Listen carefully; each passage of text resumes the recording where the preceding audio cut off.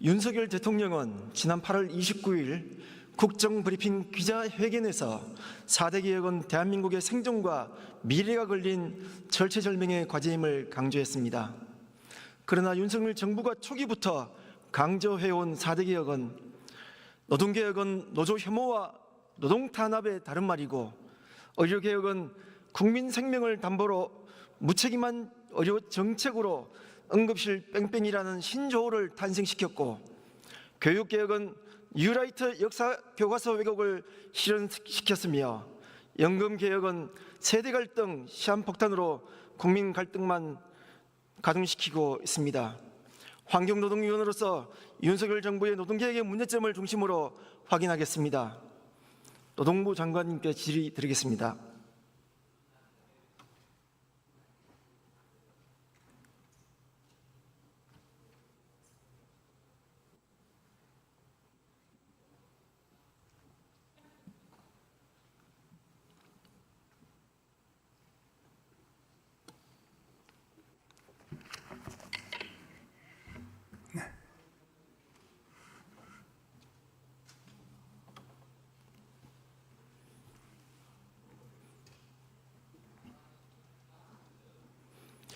지난 8월 26일 날 장관 인사청문회 당시에 헌법재판소의 박근혜 전 대통령 탄핵에 대해서 박근혜 대통령 탄핵은 잘못되었기 때문에 역사적으로 재평가될 것이다 라고 답변했습니다. 다시 한번 확인하겠습니다. 헌법재판소의 탄핵 결정을 인정하십니까? 판결이기 때문에 인정 안 할 수가 없습니다. 그럼 탄핵 사유도 인정하십니까? 사유는 인정할 수 있는 것도 있고 없는 것도 있습니다. 그거는 제가 하나씩 여쭤보겠습니다. 나눠서 판단해야 됩니다. 비선조직에 의한 국정농단, 그리고 박근혜 대통령의 국정농단, 그리고 정경유착, 이게 주된 사유입니다. 동의하십니까?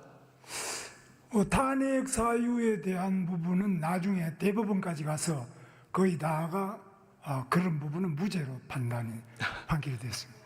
지난번 인사청문회 때 분명히 말씀드렸고, 거기에 대해서 입장을 밝힌 내용도 기억을 못하십니까? 의원님께서 아시는 것처럼 박근혜 대통령 탄핵은 아주 우리 대한민국 역사에 처음 있는 사안으로 그 하나하나의 처음의 탄핵 과정과 그 다음에 대법원의 최종 판결과 굉장한 차이가 있습니다. 하나하나 보고 말씀을 드려야 됩니다. 지난번 인사청문회 때 영상물을 다시 한번 확인해 보시기 바랍니다. 지난 태극기 집회에서 탄핵에 동조한 국회의원, 그리고 헌법재판관 8인은 탄핵해야 한다고 발언하셨는데 여기에 대한 입장은 어떻습니까? 그때 제 발언은 정확하게 박근혜 대통령이 뇌물죄라면 저를 비롯해서 뇌물죄에 해당되지 않는 사람이 없을 것이다, 이런 말씀을 드렸습니다. 지금 뇌물죄가 아니라 그 이외에도 많은 탄핵 사유가 있었습니다. 그 하나하나를 보고 판단해야 됩니다. 자, 또 질문 드리겠습니다. 굉장히 복잡한 사안입니다. 일제강점기 때 우리 선조들의 국적은 어디입니까? 그 부분에 대해서는 의원님도 계속 질문하시는데, 그 부분에 대해서는 다시 한번 구체적으로 판단해야 되는데, 일단은 일본 제국주의 시대 때 우리 대한민국이 없어져 버리기 때문에, 그렇기 때문에 우리 국적은 없습니다. 그래서 어디입니까? 네? 그래서 우리나라 국적은 우리 선조들의 국적은 국가가 어디입니까? 없어져 버리기 때문에 일단 국적이 없어져 버렸어요. 알겠습니다. 들어가십시오. 네. 네, 들어가십시오.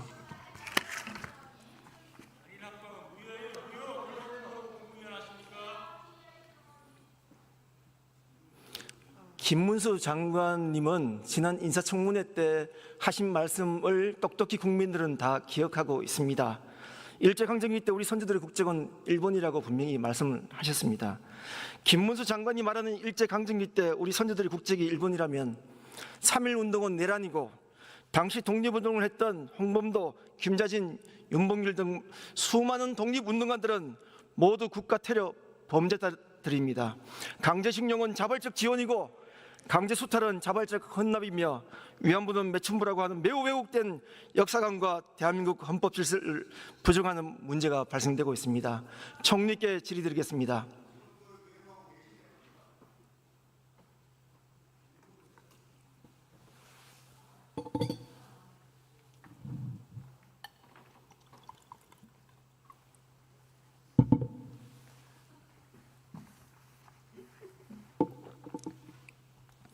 총리께서는 국무위원의 기본적인 자질과 역할은 무엇이라고 생각하십니까? 국가에 대해서 충성하고 자기가 맡은 일을 열심히 하는 거라고 생각합니다.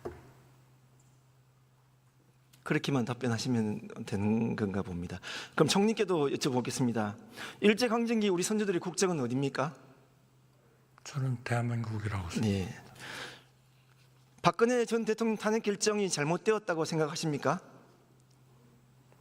저는 그 부분에 대해서는 그 헌법에 법원에서 판결하는 것을 다 읽어보고 판단을 해야 될 텐데요. 저는 아직 그거를 다 읽어보질 않았습니다. 제가 뭐라고 말씀드릴 수가 없네요. 그러나 그 많은 사람들은 우리 법원의 몇십 년의 그 징역형 이런 것들은 그 양반이 가진 그러한 그 죄하고 대법원이 판결을 했기 때문에 맞다고 보겠습니다만 좀 달리 생각하는 분들이 의외로 좀 많은 것 같습니다. 대한민국 헌법과 헌정질서를 부인하고 헌법재판소 결정을 부인하는 고용노동부 장관 국무위원 자격이 있으시다고 생각하십니까?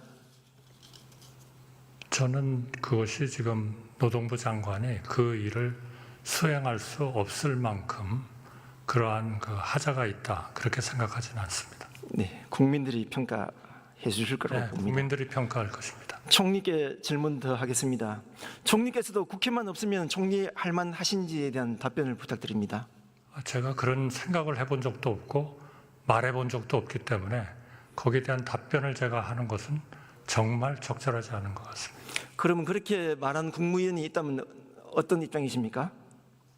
글쎄요, 그분이 어떤 이유 때문에 그런 말씀을 했는지를 알아봐야 되겠죠. 아무리 검찰 독재 정권에서 너무나 당연하다고 생각하겠지만 국무위원의 이런 언행은 굉장히 부적절하다고 생각합니다. 어떻게 생각하십니까? 다소 그런 측면이 있습니다만 그런 점에서 또 우리 국회도 정상화가 좀 되고 좀 뭔가 국정에 대해서 뭔가 조금 바뀌어야 된다 하는 것이 굉장히 많은 국민들의 생각입니다. 올해 2월 결정된 국가인권위원회의 진정 사건입니다. 국가기관이 노동조합 조합원에 대한 비하, 모욕 등 차별 행위 사건인데요. 혹시 이 내용 알고 계십니까? 저는 전에 본 것은 아닙니다. 한번 말씀해 주시죠. 네. 국가인권위원회에서는 노동조합과 노동조합 활동에 대한 부정적 인식을 초래할 수 있는 발언으로 인해서 차별이 확산되지 않도록 예방 조치를 강구하라는 내용입니다. 처음 들어보십니까? 이게 지금 대통령님하고 관련이 있는 겁니까? 그 위에 그렇게 적혀 있는데요. 대통령님하고 관련이 있는 건가요? 지금 피진정인은 대통령을 포함한 국무위원까지를 포함한 총 13명이 되겠습니다. 저는 대통령님께서 노조를 차별해라 그런 말씀을 저는 들어본 적이 없는데요. 오히려 노조가 제대로 보호하지 못하는 그런 노동의 약자들을 보호하는 방법을 좀 정부가 강구해라 그런 말씀을 하신 것은 제가 분명히 들었습니다. 국가인권위원회의 입장인데도 그렇게 생각하십니까? 그러니까 어떤 앞뒤 문맥에서 인권위가 그런 얘기를 했는지를 의원님께서 조금 말씀해 주시면 제가 아는 범위 내에서 말씀드리겠습니다. 간단하게 말씀드리겠습니다. 시민들에게 노조에 대한 부정적 인식을 형성하고 노조 활동에 부정적 영향을 미치고 노조 활동을 위축시킬 수 있다는 발언입니다. 가령 조폭, 검폭, 노피아, 기생충, 노동자 빨대 등 이런 부분들에서 인권위원회에서의 입장을 말씀드렸습니다. 네, 저는 대통령님께서 그런 건설 노조가 좀 부당하고 불법적인 그러한 행위를 하는 것에 대해서 그것을 표현하기 위해서 뭐 그런 건폭이라는 그런 거를 썼는지는 제가 모르겠습니다만 딴 쪽에 무슨 뭐 기생충이다 뭐다 이런 얘기는 하신 적이 없습니다. 그런 발언은 분명히 있습니다. 그래서 혹시 총리께서 이 부분에 대해서 사과나 뭐 이런 입장을 표할 입장은 없으십니까? 저는 납득할 수가 없는데요. 그런 말씀을 하시질 않았기 때문에 그러니까 사과할 이유도 없는 거죠. 관련 자료 나중에 제가 드리겠습니다. 총리께서는 우리 노동자들에 대한 임금은 어떤 의미라고 생각을 하십니까? 그거는 정말 그분들의 생존 수단이고 또 우리 경제에 대한 기여에 대한 정당한 보상이고 그리고 하나의 권리로서 당연히 뭐 체불이나 이런 것들이 일어나지 않고 정당한 보상으로서 권리로서 행사가 되어야 된다 그렇게 생각합니다. 네. 지금 화면 잠깐 보시겠습니다. 2022년 이후 임금 체불액이 급증하고 있습니다. 특히 작년은 역대 최고로 체불 임금이 1조 7,845억 원입니다. 이 수치는 미국의 7배, 일본의 10배에 달하는 어마어마한 수치입니다. 이런 결과는 결국 노동자들의 생존권을 심각하게 위협하는 것으로 생각됩니다. 총리께서는 어떻게 생각하십니까? 대단히 유감스러운 일이고요. 노동부 장관께서도 여러 번 제가 강조하시는 것을 들었는데 적어도 이번 추석에서 이러한 체불 문제가 우리 뭐 매일매일 열심히 일하신 분들의 그러한 귀향이나 가족들과 만났을 때 문제를 일으키지 않도록 최선의 노력을 하겠다는 다짐을 여러 번 들었습니다. 네, 최선의 노력을 다한다는 결과가 작년 기준 역대 최고의 임금 체불액을 기록했고 올 상반기 기준으로도 1조가 넘었습니다. 이대로라면 올 연말까지는 2조가 넘을 것 같습니다. 그러니까 조금 지켜봐 주시죠. 이번 추석을 계기로 해서 상당 부분 이 체불액을 줄이는 그런 활동과 역할을 노동부 장관께서 하고 계십니다. 지금 체불 업종별로 좀 한번 살펴봤습니다. 특히 건설 현장이 화면이 보이시는지 모르겠습니다만 네, 보고 있습니다. 건설 현장에 대한 체불액이 다른 어떤 업종에 비해서 압도적으로 높습니다. 윤석열 정부 출범 초기부터 지금까지 건설 현장에 법치를 바로 세우겠다면서 건설 노조를 탄압할 때 건설업 노동자들의 임금 체불은 급격하게 증가했습니다. 과연 이 건설 현장 노사에게 모두 공정한 법치가 작동됐다면 이런 현상은 가능하지 않았을 것이라고 생각합니다. 총리님 생각은 어떻습니까? 뭐 여러 가지 원인이 있겠습니다만은 건설업 쪽에서 체불이 있었다는 것이 법치주의를 이행하는 과정에서 그랬다. 저는 거기엔 동의하지 않습니다. 이것은 2022년이 제가 몇 번 강조를 했습니다만은 거의 퍼펙트 스톰의 상황에 우리 경제가 있었습니다. 고금리, 고물가, 고환율, 그리고 막대한 무역 적자 이런 것들이었거든요. 그런 과정에서 우리 건설업이 대단히 안 좋았습니다. 요즘 PF 관계의 문제가 아직도 남아있지 않습니까? 그런 과정에서 건설업이 어려워진 겁니다. 이제 여러 가지 경제가 아직 내수 쪽이 충분히 회복이 안 되기 때문에 건설업이 아직 충분히 회복됐다고 보기는 어렵습니다만 이 수출이나 우리 무역 흑자나 이런 것들이 늘어나면서 또 금리도 어느 정도 적절한 수준을 찾아가면서 이 건설업이 좀 나아지면 이런 체불도 의원님께서 각별히 이렇게 걱정하시는 체불도 조금 나아지는 상황이 되지 않을까 그렇게 예측합니다. 네, 들어가십시오.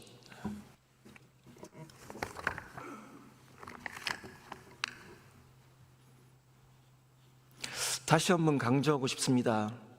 건설 현장의 법치를 바로 세우겠다면서 건설 노조를 탄압할 때 분명 현장에서는 건설업에 종사하는 우리 노동자들의 임금 체불은 급격하게 증가했고 그 노동자들은 생존권과 가족 해체라는 그런 상황에 직면하고 있다는 말씀을 다시 한번 드리겠습니다.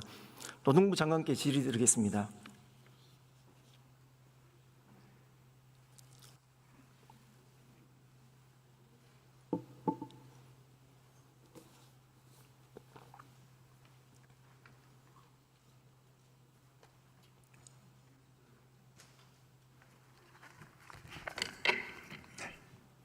장관께서는 예전 도르코 노조위원장 할 때가 그때가 몇 년도였죠? 네. 예전에 노동조합 도르코 노조위원장 하실 때 네. 그때가 몇 년도였습니까? 제가 78년부터 80년까지 했습니다. 네. 한 40년이 지났네, 그렇죠? 40년 넘습니다. 80년도 당시에 1인당 국민소득이 1,660불입니다. 작년 기준으로는 33,000불입니다. 강산이 4번이나 바뀌고 시대가 변해도 너무 많이 바뀌었죠? 네. 네. 혹시 택배 물류센터 현장을 한번 방문해 보신 적이 있으십니까? 예, 가서 뭐 1박을 하면서 야간 작업을 해봤습니다. 어딜 갔다 와주는지는 구체적으로 한 말씀 좀 해주시죠. 공포에 물류센터 몇 군데 가서 야간에 작업을 했습니다. 올해는 열대야가 30일 이상 연속되는 심각한 기후이기 때문에 실제 택배 물류센터 사업장은 거의 밀폐된 공간이 많죠. 그렇습니다. 여기 물류센터 노동자들의 건강권과 생명권에는 굉장히 심각한 그런 문제가 발생되고 있고 저도 그 현장들을 방문을 해봤습니다. 이런 심각한 상황에 대해서 어떻게 생각하십니까? 매우 열악한 곳이 많이 있습니다. 네. 그 부분을 저희들이 현장을 전부 다 파악을 해서 여러 가지 감독이나 개선 조치를 계속해 나가겠습니다. 거기는 현재 창고로 분류되어 있기 때문에 냉방 시설은 설치를 하지를 않고 있습니다. 냉방을 한다고 하지만은 워낙 이 공간이 넓고 크다 보니까 잘 부족합니다. 제가 우리 여기 계신 동료 국회의원님들과 국민 여러분들께서도 꼭 알아주시기를 요청드립니다. 폭염 건강 대책으로 고용노동부에서는 법 개정보다는 온열 질환 예방 가이드 준수로 충분한 대처가 가능하다고 얘기를 합니다. 그런데 혹시 장관님께서는 온열 질환 예방 가이드가 무엇인지 그리고 또 잘 지켜지고 있는지에 대해서 말씀 주시기 바랍니다. 예, 여기 의원님께서 보여주시는 대로인데요. 지금 이 가이드만으로는 어려운 점이 많이 있겠습니다. 그래서 이런 부분을 어떻게 구체적인 감독 기준으로 해서 일정한 정도 개선 조치를 할 것이냐, 여기에 상당한 예산과 전문적인 과학기술적 방법이 필요하다고 생각합니다.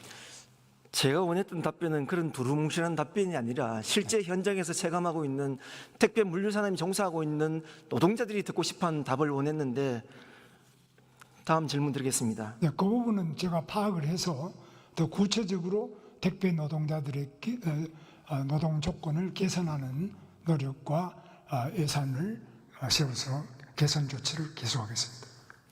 폭염으로 물류센터 노동자들의 온열 질환과 또 이 과다 근무로 인한 사망 사고가 계속됐습니다.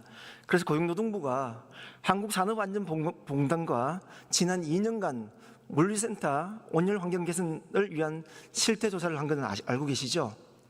예, 뭐 자세한 거는 보지 못했습니다만은 뭐 알고 있습니다. 제가 이 자료를 입수하기 위해서 많이 노력했는데 노동부에서 주지를 않아서 어렵게 자료를 구해봤습니다. 화면을 보시면 올 1월 달에 발표됐던 실태조사 및 환경평가 결과 보고서입니다. 여기를 보시면은 휴식 시간도 제대로 적용되지 않고 있고 또 체감온도 관리도 되지 않고 있습니다. 또한 환기 모델도 적용이 미흡하고 또 환기 모델 방식에 대한 것들도 굉장히 미흡한 그런 수준입니다. 결국 정부의 온열 질환 예방 가이드는 무용지물이고 물류센터 폭염 대비 수준은 엉망입니다. 어떻게 생각하십니까? 예, 이런 부분은 저희도 더 실태를 파악하고 특히 의원님께서 지적하시는 구체적인 장소에 대해서는 저희들이 집중적으로 안전보건감독관들을 비롯해서 모든 조치를 다 할 수 있도록 하겠습니다. 그런데 이 보고서에서 제가 좀 충격을 받은 게 있습니다. 화면을 보시면은 쿠팡은 조사 대상 27개 중에서 25개소가 실태 조사 시에 온도 측정을 거부했습니다. 여기서 온도 측정을 거부한다는 얘기는 체감 온도를 확인할 수 있는 방법이 없습니다. 이 체감 온도에 따라서 근로자들은 일정 시간 내에 휴식 시간을 보장을 해야 됨에도 불구하고 이 조사 대상 자체를 거부하고 있고 또 18개소는 공기 흐름 평가도 거부하고 8개소는 기류 속도 평가도 거부했습니다. 이런 결과 혹시 아시고 계십니까? 저는 뭐 금시초문입니다만 어떤 경우에 거부를 했는지 이건 제가 파악이 안 됩니다만은 우리 산업안전 감독관들이 나갔을 때 거부한다면 이 부분은 분명히 위법한 일이겠습니다. 고용노동부에서는 이런 예방 가이드에만 의존하고 실제 현장에서 일하고 있는 노동자들은 죽어나가고 있습니다.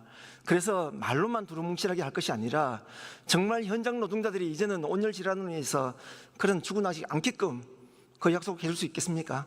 의원님께서 특히 말씀하시는 사업장이나 그러한 부분에 대해서는 더욱 저희들이 주목해서 의원님 협력을 받아서 온도 측정만이 아니라 개선 조치를 계속해 나가겠습니다. 네, 들어가십시오.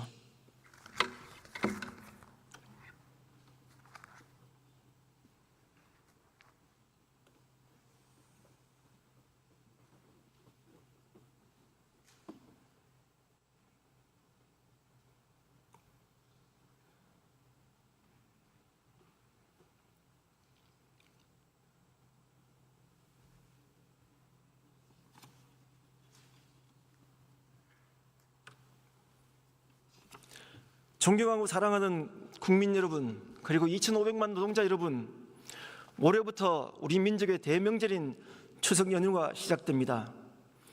즐거워야 할 추석 연휴가 우리 국민들은 참담하기만 합니다. 도이치모터스 주가 조작 의혹, 명품백 수수 의혹, 양평고속도로 처가 특혜 의혹, 총선 개입 의혹도 모자라 최근에는 마치 정권 주인 행세를 하고 있는 김건희 여사 때문에 한숨과 분노가 쌓이고 있기 때문입니다.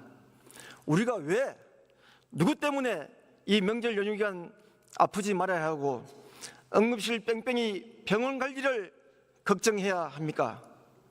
사상 최고의 임금 체불로 우울한 명절 연휴를 보내야 합니까? 윤석열 대통령의 불통, 무능의 국정 운영 때문에 우리 국민들은 전혀 즐겁지가 않습니다. 다시 한번 말씀드립니다. 국민을 이기는 정권은 없습니다. 지금까지 경청해 주셔서 감사합니다.